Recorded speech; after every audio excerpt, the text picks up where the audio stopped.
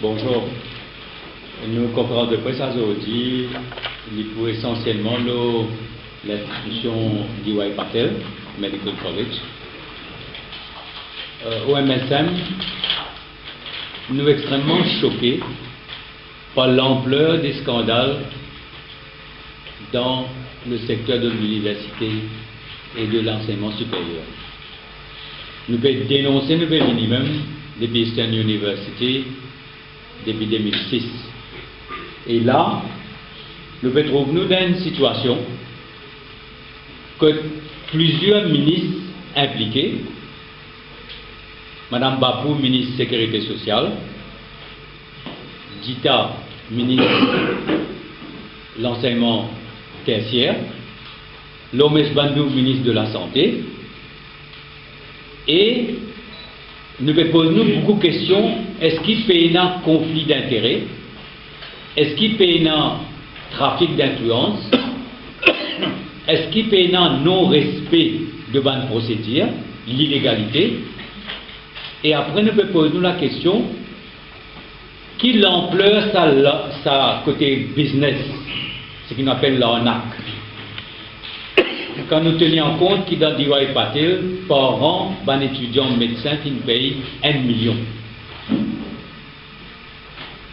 Et à la tête de tout ça, comme d'habitude, si DY Patel, une ville Maurice, retient Plantely, gagne la cour de Tech, gagne la cour de UTM, si nous trouvons tout ce scandale là dans l'enseignement tertiaire et dans un secteur aussi sensible que la spécialisation en matière de médecine, que les médecins finissent pratiquer sans enregistrement Medical Council dans Jawaharlal Nehru Hospital, à la tête de tout ça, le plus grand responsable pour nous, c'est le Premier ministre lui-même. Alors, vous comprenez, ce dossier-là, un par un. Mais l'éducation tertiaire dans le régime travailliste, comment nous connaissons, il y a un business. J'ai évalué le business de Eastern College. Moi, je dis, il y a à peu près 60 millions par an sur 5 ans. DY Patel, c'est plein de 25 étudiants qui payent donc 3 millions. Et ça, des étudiants, des médecins étudiants qui final retournent dans l'Inde parce qu'ils ont peur de sécurité, ils disent qu'ils will pay a huge sum of money. À ce terme, nous prenons ce dossier-là, un par un.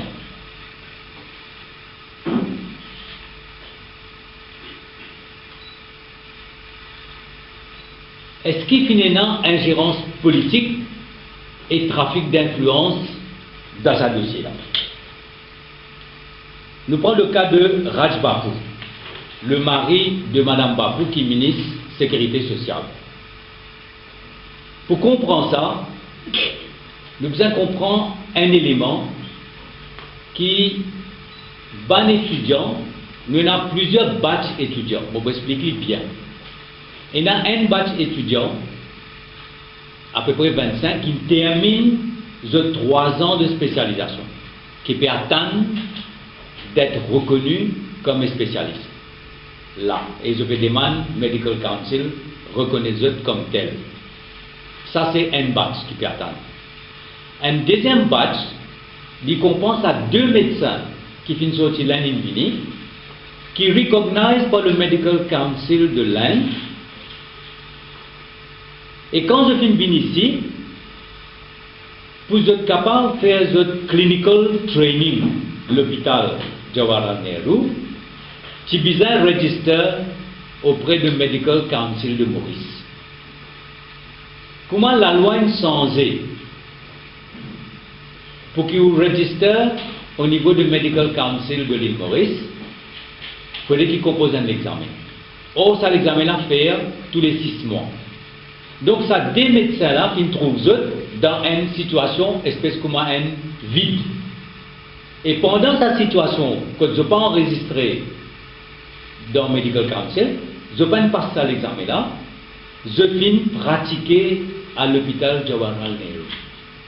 Quand cet étudiant-là a réalisé qu'au fait, je n'ai pas enregistré à Maurice et que le DY Patil College n'est pas reconnu dans l'Inde, les gens ont réalisé qu'ils jamais pour gagner un certificat à Maurice comme spécialiste qui pourrait connaître par le Medical Council de l'Inde. C'est à ce moment-là qu'ils ont argué Raj Bapu. Et Raj Bapu est là qui lui dit, maybe tonight my wife will tell me about the minister, and so on. They are doing something. Let us see whether they are going to get the exemption. Ça veut dire là, ce qu'il peut dire, que Madame Bapu peut causer avec un ministre pour lever sa exemption là, pour être capable de register auprès du Medical Council. Alors, qui rôle Madame Bapu là? Qui rôle Madame Bapu? Et quand il dit, she is talking to the minister. Qui ministre il peut causer là?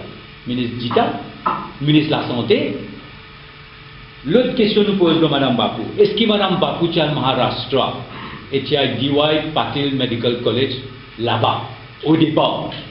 Combien de fois les finales là-bas? Faites l'enquête de beaucoup. Est-ce qu'elle est à l'origine de ce projet-là?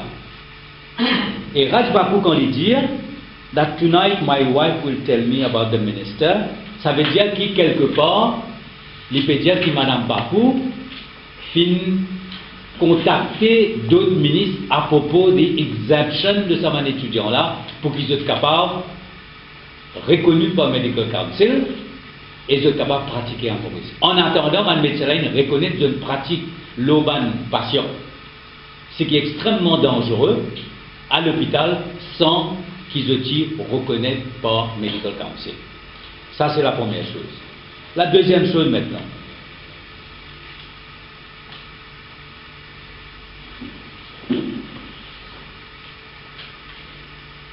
Je me pose la question, est-ce que Mme Bapu tient DY Patil University Medical College avant? Combien de fois les finales là-bas? Qui rôle il joue dans ce projet-là depuis le début? Et là, je vous faire vous donner une autre information extrêmement grave et je vous comprendre qui rôle il joue dans cette information que je vous donne. Alors, je vais expliquer qui est arrivé là. Un étudiant là, donc, il a Raj Bapu, et Raj Bapu dit que Mme Bapu peut intervenir auprès des autres ministres pour faire les autres gagnent exemption. Quand on a avec le directeur de l'institution, il dit comme ça, avait besoin de réaliser combien de difficultés nous réussissons mettre dans l'hôpital Jawaharlal Nehru pour faire notre clinical training. And we have had to make them happy. Ça veut dire, quelque part, là, nous pose la question, est-ce qu'il finit la corruption de DY Patil auprès de l'hôpital pour que ça soit un médecin qui ne pas reconnaître de Medical Council, soit capable de pratiquer auprès de mon patient qui ne comprend rien, qui ne connaît rien. Qui rôle le ministère de la Santé maintenant là-dedans? Alors, là, deuxième question, est-ce qu'il finit un acte de corruption quand il dit we have had to make them happy? How do you make them happy? Et il dit reste tranquille. Au fait, ce qu'il peut dire, reste tranquille. Madame Bapu peut intervenir auprès des autres ministres pour gagner exemption. Et ici, en attendant, le directeur de l'hôpital peut accepter qu'il se fait tranquille de qui n'a pas à se faire. Et c'est ça qui, ben, l'étudiant-là, peut dénoncer. Et pour de propre sécurité, surtout si nous prenons le cas de Mme Austin, je dis comme ça, je suis dans l'Inde, et hier, je finis envoyer une lettre et une vidéo, que je dis comme ça, je n'ai pas fait faire une allégation à la légère, et qui n'a pas prêt, tout ce qu'ils ont fait avancer, comment je veux dire, they want the truth to be known. Ça, c'est au niveau donc de ban étudiant.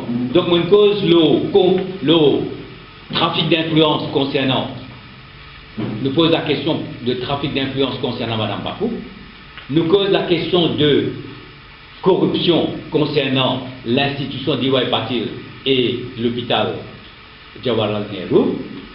À ce nous le conflit d'intérêts concernant le bâtiment. Ce bâtiment-là, nous posons une série de questions, bâtiment et bench. Questions qui nous posent. Est-ce qu'il finit là tel pour allouer ce bâtiment-là? Est-ce qui va procéder qui finit là pour allouer ce bâtiment-là? Donc, qui mesure Mme Bapouti au courant que ce bâtiment-là peut allouer à une institution qui est gérée par son mari? Je répète, à quel moment Mme Bapouti est conscient qu'il peut faire, en tant que ministre, il peut faire un bail à une institution gérée par son mari? Est-ce qu'il y a un conflit d'intérêt là, oui ou non?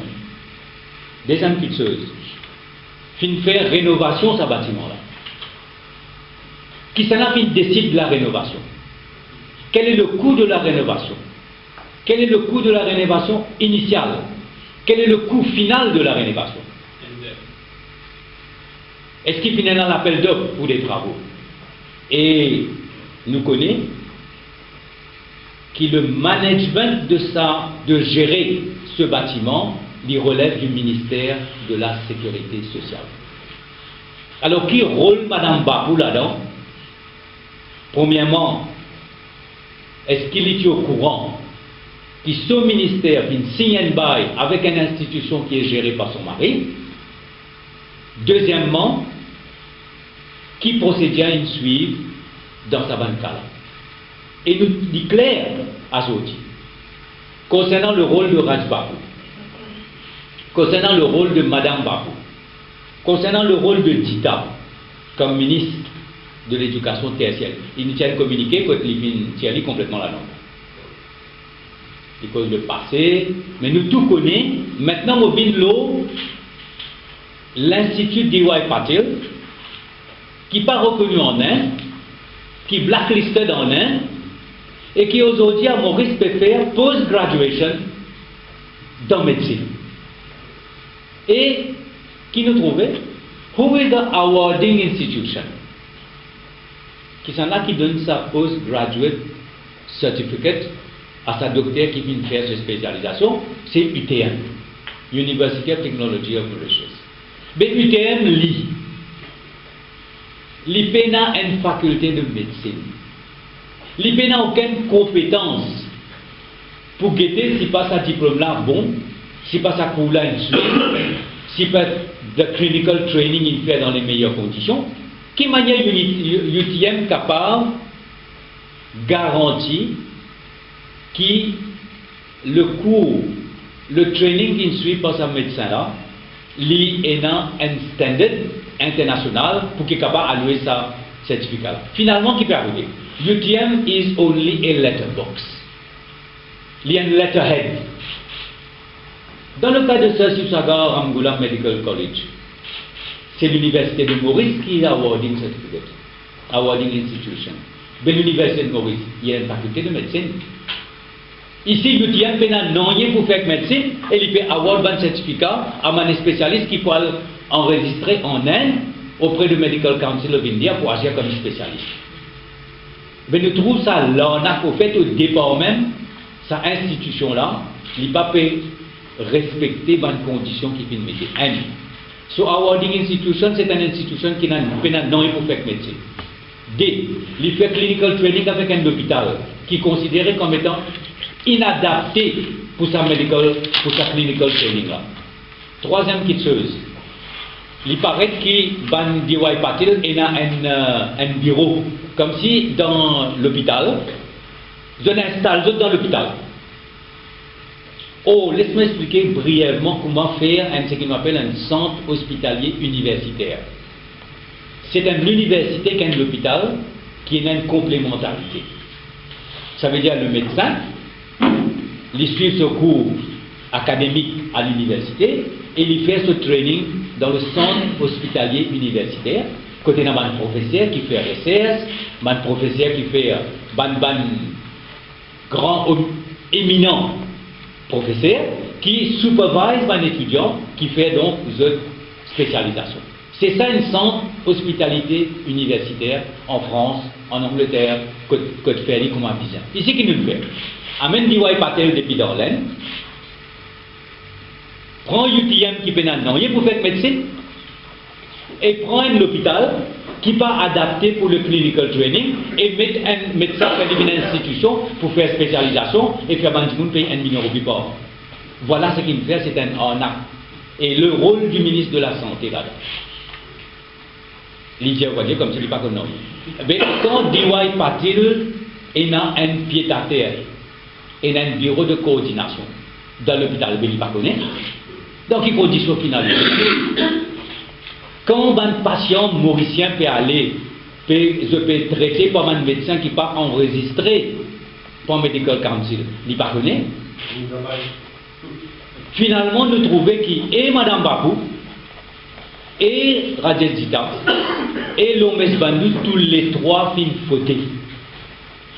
Et comment me dire, nous pose beaucoup de questions, le trafic d'influence, la corruption, le conflit d'intérêts et non-respect des procédures. Et c'est ça, des étudiants-là, particulièrement, c'est un scandale-là. Ça, il faut continuer. Là, qui nous trouvons, nous trouvons dans l'enquête, et dans l'ICAC peut faire l'enquête, et dans la police peut faire l'enquête, puis mettre un fact-finding committee, mais nous tous connaissons. Le système travailliste, c'est faire business, et quand il y a un scandale, c'est cover-up. Cover-up du scandale pour que tout ça, le ministre n'a pas éclaboussé. Nous tous connaissons, ça c'est la méthode travailliste. Combien? Plusieurs cas. Et plus grave encore, Bandimoun qui dénonçait, je finis par être accusé. Si ça des étudiants là, c'est Maurice là. Je ne vais pas poster qui tu parles des autres pour dire comme ça, enfin, quand tu gagnes sa vidéo là, quand tu gagnes sa tape là, et au fait, ben dénonçateur pour venir m'accuser, par exemple, moi je me trouvais dans plusieurs les autres cas, le cas de Barman, et les autres cas, en fin de compte, Mme Austin, Bandimoun qui vient de l'avant pour dénoncer un scandale, finalement, scandale cover-up, et ça Bandimoun vient m'accuser. Alors nous disons que les trois ministres visent à démissionner. Parce qu'ils bannent les offenses sont extrêmement graves. Haine, conflit d'intérêts, corruption, trafic d'influence. Maintenant, mais à la tête de tout ça, c'est Rambouillet. À la tête de tout ça, c'est Rambouillet. Non, il n'est pas fait, nous tout connaissons, nous ministre du gouvernement Rambouillet. Mon bon collègue avec moi là. Docteur Rambouillet. Nous tout connaissons qu'il n'en est pas fait dans le gouvernement, aucune décision pas prendre, aucune institution n'a pas mis Maurice sans l'accord de Rambouillet. C'est clair. Et Astéa.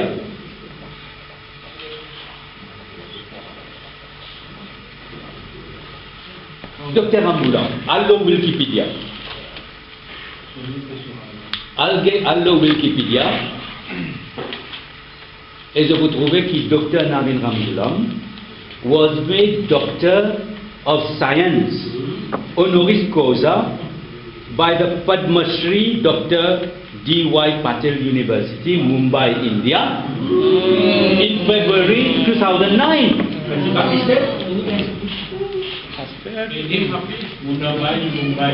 So D.Y. Patil made him happy. Nous devons faire happiness même là. Ça veut dire Dr. Rambouillet au courant de tout depuis le début, depuis 2009, qui le scandale fin commencé. He has been made doctor honoris causa en février 2009. Là, nous disons, voilà l'ampleur de ce scandale. Et que pour toute bonne raison qu'il nous dit, que Rambouillet est responsable de ça, il est au courant de tout ça et il finance là comme d'habitude, laisse la situation pourrie.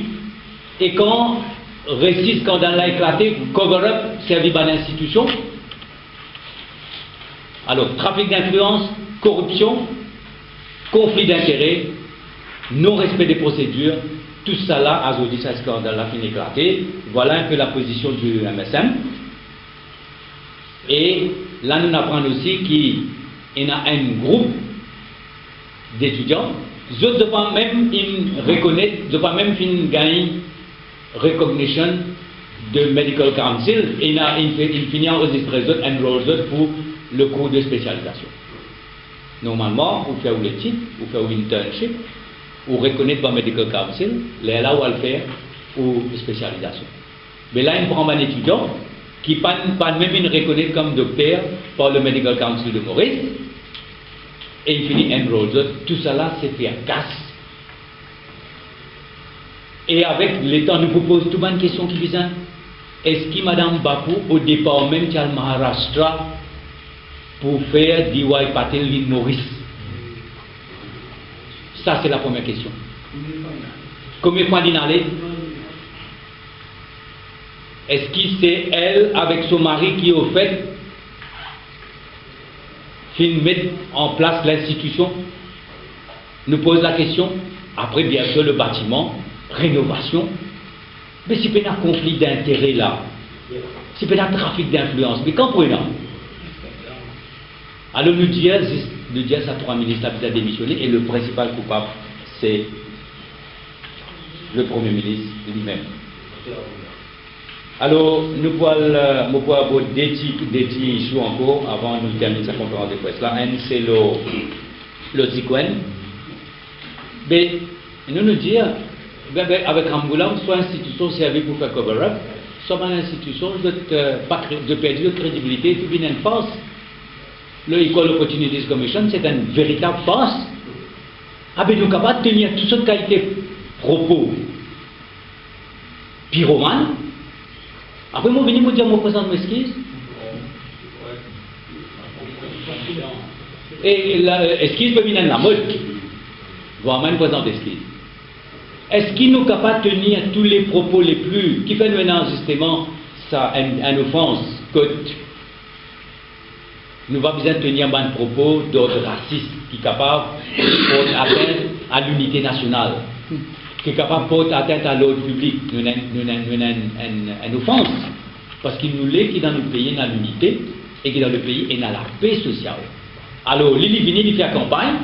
Et là, le Equal Opportunities Commission, une véritable force, dit comme ça, mais bon, il est capable. Et parce que l'OPPC, le mot là, est-ce que c'est dommageable ou est-ce que c'est regrettable?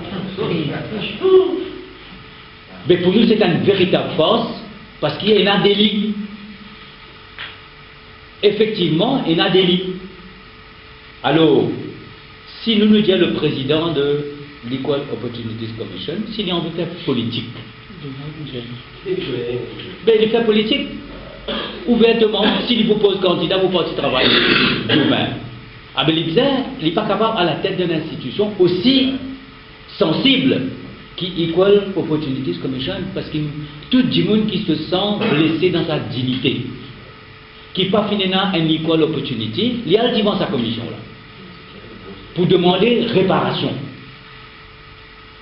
pour cette dignité, pour ce droit qui n'a pas été respecté. Donc c'est une véritable force. Maintenant, nous apprenons aussi que Mme Sunak retient ce case. Alors nous posons une question. Est-ce qu'il retient ce case parce qu'il y a peur qu'il va une vérité éclater en cours?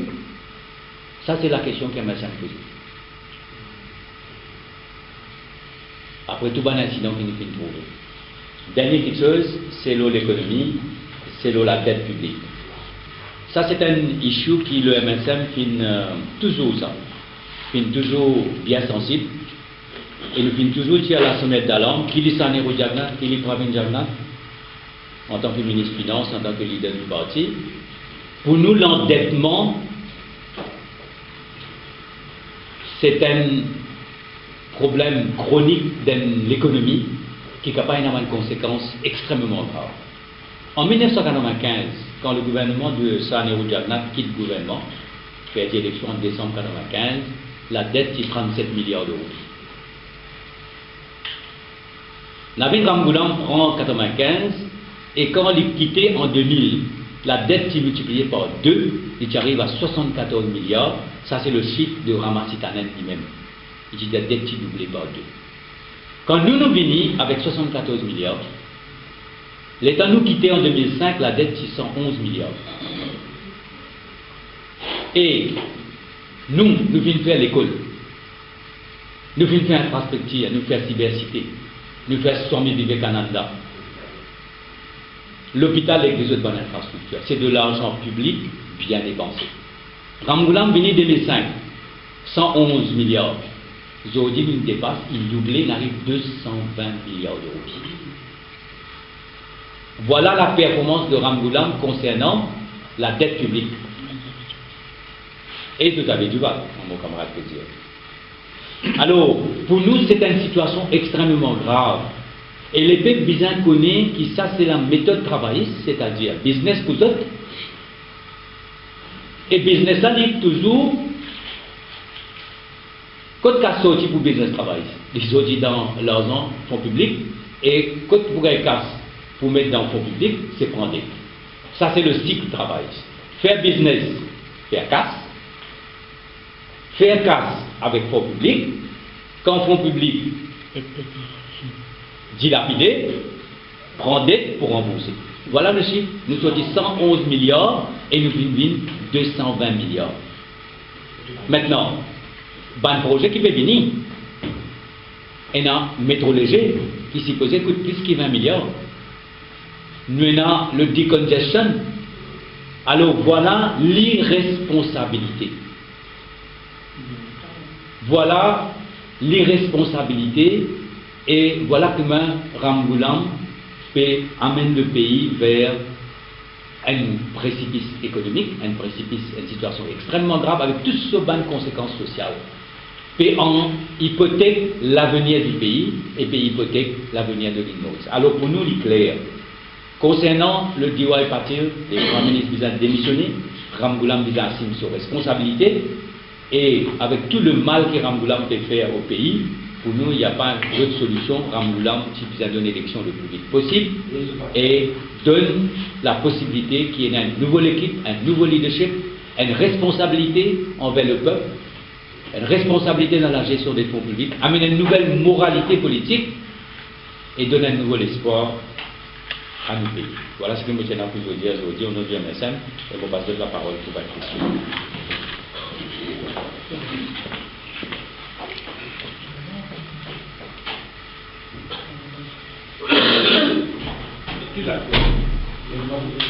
Bon, pas d'accord. Bon, tout est la Bakou, etc. Mais voilà où le ministre de la Santé, l'hôpital Nehru avec le directeur, il fait amoindri, c'est-à-dire personne qui peut intéresser. Voilà ce que nous disons. Mais là, de manière, Jawaharlal Nehru qui vient de Clinical Treatment Institution. Est-ce que le Jawaharlal Nehru Institution, l'hôpital, est adapté pour ça? Est-ce qu'il y a un quartier général de DY Patil là-bas? Donc il y a un quartier général de DY Patil là-bas. Il y a un médecin qui peut enregistrer, qui peut opérer là-bas. Il y a un médecin qui peut enregistrer le Medical Council. Et ça va un supervisor, un professeur qui peut faire ça. Apparemment, c'est un professeur qui a beaucoup d'expérience âgée et ils ont fait l'opération, une surgery depuis plusieurs années. Les autres qui peuvent superviser ça. Mais finalement, c'est ça l'île Maurice, les patients comme un cobaye. Et tout ça, le ministre ne connaît. Le ministre a dit que vous mettez une enquête, nous parlons de quelles sont les responsabilités. Donc, personne n'a fait interpeller le ministre de la Santé. C'est ce que je dis là. Nous ne faisons pas une démission. Il y a autant de responsabilités parce qu'il y en a plusieurs niveaux. Le niveau de la tête. Et le jumelage avec l'UTM, c'est titan. Le niveau de DY Patil, l'institution, le trafic d'influence, la corruption, c'est concernant Mme Bakou. Concernant maintenant le DY Patil, l'institution, ça veut dire qu'ils tous les trois concernés. C'est un méga scandale, mais la tête du scandale, c'est Namin Ramgoolam. Il y a mis en 2009, il prend un site là-bas. They made him happy. That was what they wanted at the beginning.